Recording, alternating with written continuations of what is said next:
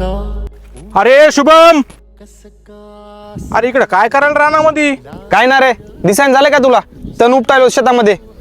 आणि हो, तुझी कस काय वाट चुकली बाबा आज इकडं? अरे तुझ्या भावाला पोरग झाले.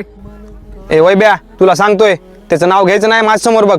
काय बोलायला शुभ्या? तात्याच्या पोरानं शिवी दिली तेव्हा त्यानं कुत्र्यासारखं मारलं होतं तात्याच्या पोराला तू यासाठी. ए वैब्या, तुला काय माहित नाही, ते आमच्या घरचा विषय.